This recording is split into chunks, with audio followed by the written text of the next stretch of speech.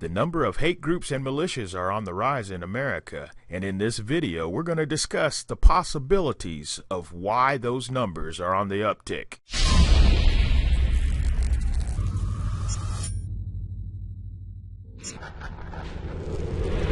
E-King here, and in this video we're going to talk about race relations, hate groups, and militias, and why they are on the rise in this country today.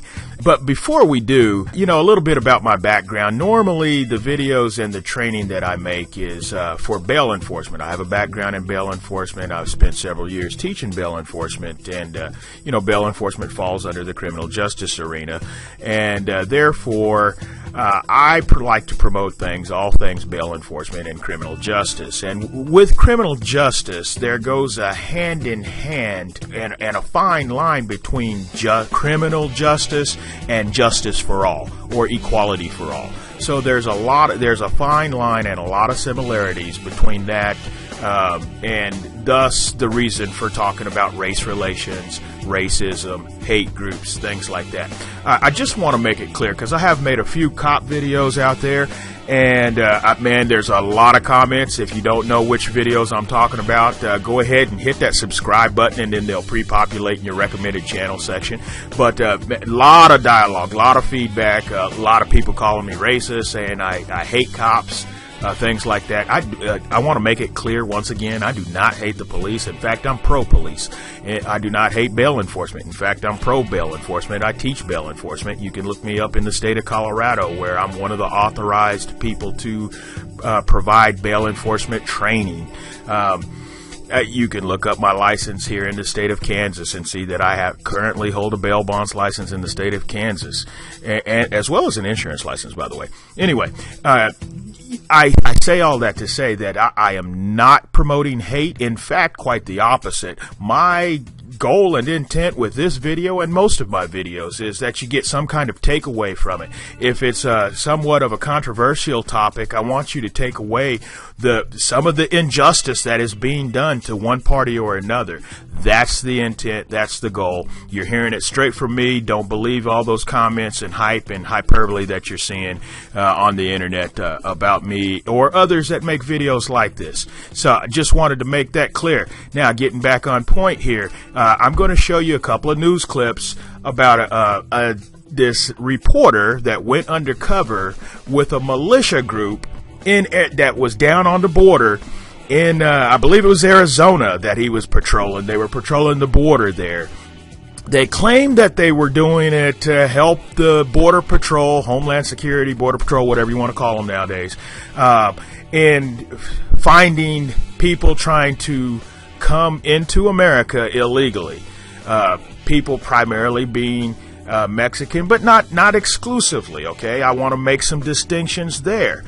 There is the possibility that some people from other countries that want to do harm to American citizens on American soils think that it's a good way to infiltrate America through our southern borders. So that's why I want to make that distinction. It's not just exclusively Hispanics that they supposedly, they being this militia, are looking for, okay? But their job is to help Border Patrol look for people trying to come into America illegally. But I want you to pay particular attention to some of the things that this reporter witnessed while he was working undercover with this group. It's kind of scary. Let's check it out.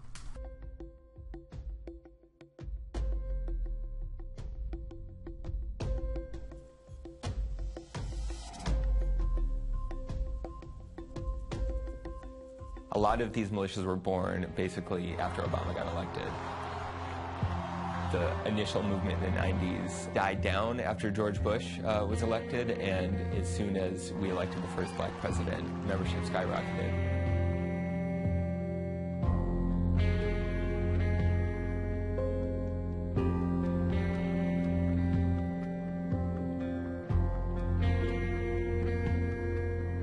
When I set up my Facebook page and whenever I reach out to these guys, I use my real name, Had they Googled me, they would have seen that I was a senior reporter at Mother Jones, and they probably would not have allowed me into their organization.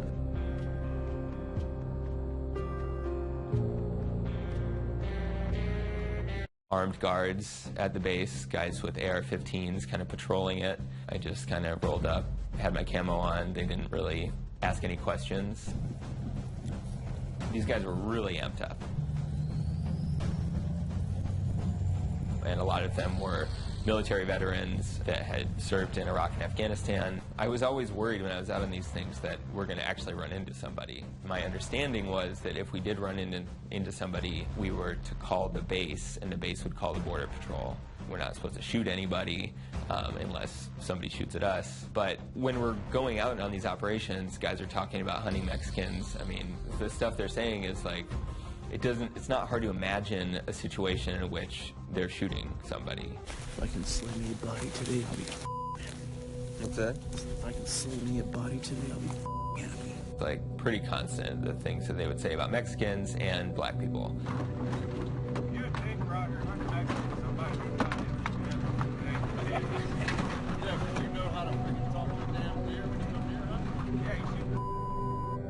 Some of the guys would use the N-word.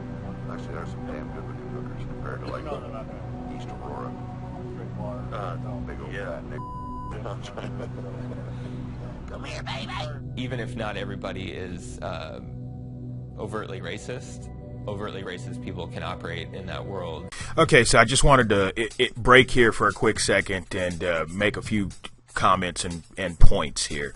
Man, first of all, just to know that this type of activity literally is going on every day on our borders just raises the hair on the back of my neck. But also, you know, that one guy when he was when the reporter was stating that, hey, you know, it's pretty easy to imagine somebody shooting somebody. Well, heck yeah, it's pretty easy to imagine that. And then for this guy to be saying if he could slay somebody, who uses that kind of terminology, man?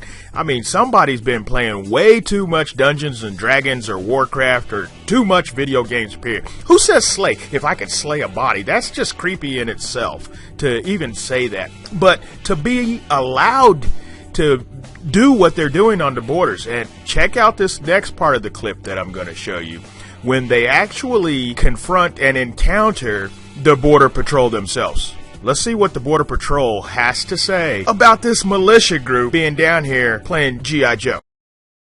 Without being challenged. The Border Patrol would come to the base pretty much every day, just kind of talk with guys there. Sometimes they'd bring us donuts. But there was one interaction in particular that really stands out to me. We went out in a nighttime operation, and towards the end, we come up on one of the teams, and the Border Patrol is with them. And it turns out what had happened is that the Border Patrol, with their infrared kind of surveillance technology, saw that there were people out there.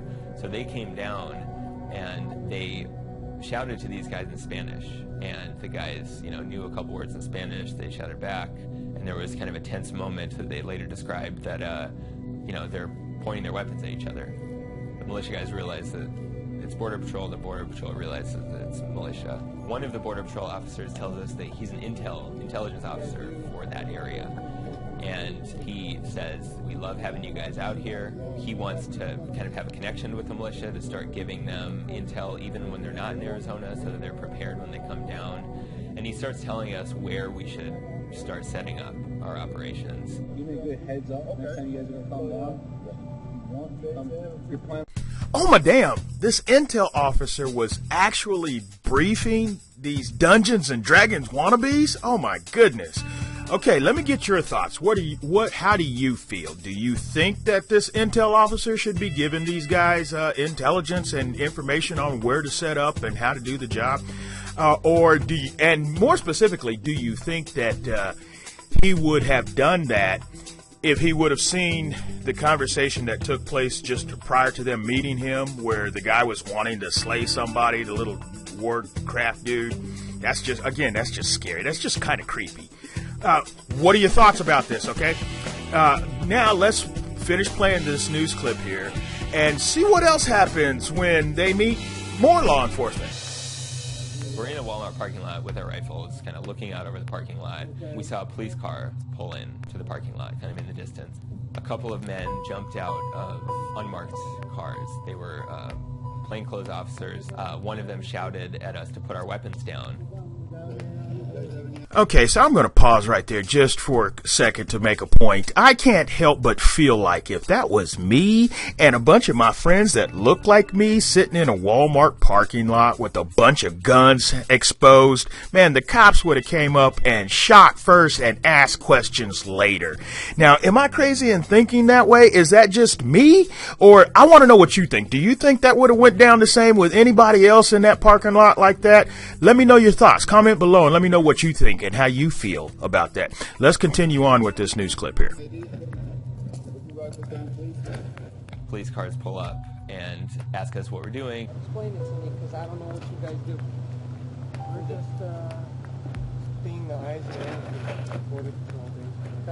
The interaction started out being very tense and scary. I mean, I'd never been in a situation like that where I'm carrying a rifle and police are surrounding us on all sides. But it quickly changed to becoming a friendly interaction where the police are telling us that they appreciate that we're out there, they appreciate what the militia is doing, and I mean, it seemed like there was no issue that they had with us ultimately. You go, guys. But I appreciate it. Thank you. Stay safe out there. Stay warm more than anything. I think we're at a moment right now where we're seeing a lot of white men lash out of some sense of frustration that in many cases comes from a feeling that they're losing power. I think they've assumed for generations that there's just a certain amount that is given to them, and now they see all these other people, people of color, women, kind of taking some of that, you know, pieces of that pie, and they don't like it. Okay, so what do you think? What are your thoughts on this? Do you think that militia groups should have the right to go down and play Border Patrol or Dungeons and Dragons and Warcraft with real lives and human beings? Or do you think there should be some kind of formal, semi-formal training before they're allowed to go down there and do that? I'm not saying militias are bad. I'm saying that people that intentionally get together in a bunch of groups and gather a bunch of guns up with the intent on going down there and quote-unquote slaying a body, that's bad and that's dangerous. They should be treated just like and targeted just like any other terrorist or any other person that's out to do harm to another individual on American soil. I don't think that's right in itself. That said, and in law enforcement's defense, in defense of the Border Patrol there, I don't think that the Border Patrol would be giving them and briefing them with intelligence information, with information on the very lookout points to go to quote-unquote slay bodies.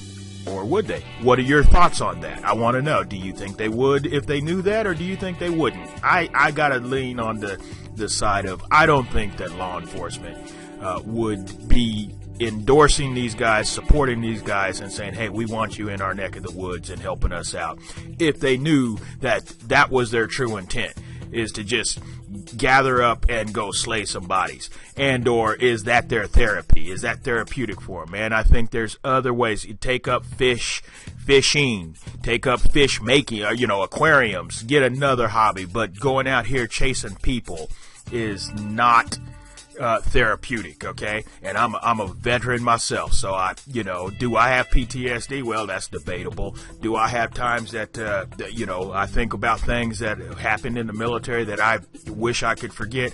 Every day. But there's a more constructive way that I go about processing and dealing with it, and I understand everybody's different. I just want to know your thoughts on that, okay? I did find it key that the reporter, when he was saying that, hey, some people are getting upset and this is their way of doing something about being upset from losing their power. Okay, so what you're seeing on the screen right now, though, is the Southern Poverty Law Center. And you can go to their website and check them out. And on that website, they will tell you about the number of hate groups that they are tracking in the United States, I should say. Okay, and then if you scroll down here, you can look at this map, and you can see all of the groups that they are tracking, and then you can even click on the groups like that, and it'll tell you the name of the group. That's in my hometown right there. Kind of scary. All right. I guess the good thing to think, though, and see is, Kansas doesn't have too many of them, so you can think what you want to think about Kansas, but look at that. At least we don't have a lot of hate groups. These guys, they're a hate group, but I don't even want to give them that title, because that almost sounds like a good thing. But if you haven't heard, these guys protest veteran funerals, as well as they are totally anti-LGBT. And they're just mean people. I don't think they learned how to play well with others when they were children or something. But in either case, you can go check out this site for yourself, see what kind of hate groups are spiking up or in your area. You can also scroll down here, and here's something that is an issue, and I really want you to think about. Okay, this is the graph that is showing the amount of hate groups in the country over the years. So, myself, I always want to say, why is that? Why are things the way that they are? Look at this. In 1999, there was less than 500. Who was in office? Who was president? And I'm not trying to get political. What I am trying to do is find solutions. In other words, I'm thinking to myself, hey, man, what were we doing back then that worked? That old saying, if it's not broke, don't fix it. What was going on back then that these numbers were like that? And then you even heard the reporter say something about, when Bush was in, it was such and such, probably, around here somewhere. And then once Obama came in, and I don't know what kind of backing that was, I'm just talking on it because he did, then the numbers came up to here, and now they're right here. And it was at an all-time high, obviously right here. Okay, well, who was in office before Bush? How come the numbers were there? I mean, why didn't we say that? I'm not trying to sway one way or the other. Again, let's find out what was working regardless of who was in office. And if it's not broke, don't fix it. Continue to do those things that work and adjust the things that aren't working so well. I think that's what we need to focus on, because these hate groups are on a rise, and they are sounding out and making sure that their voice is heard. So I'm going to wrap it up here. I've been kind of long on this video. This is one of the longer ones, so I'm going to end it right there, folks. But as always, I want to know your comments, your thoughts, your feelings. Do you think hate groups are on the rise? What's your experience in your local area? Have you had any encounters with these kind of people? What do you think about militias being down there patrolling borders like that? Do you think that's right? Do you think they should be endorsed by the government and or law enforcement when they're down there patrolling that, especially when their hidden agenda is they just want to go down there and kill people? Let me know your comments, thoughts. Hit that like button while you're at it. All right. Know that myself and the entire Ben group is always watching over you, so just let me know if there is ever anything that I can do to help you out in business or otherwise.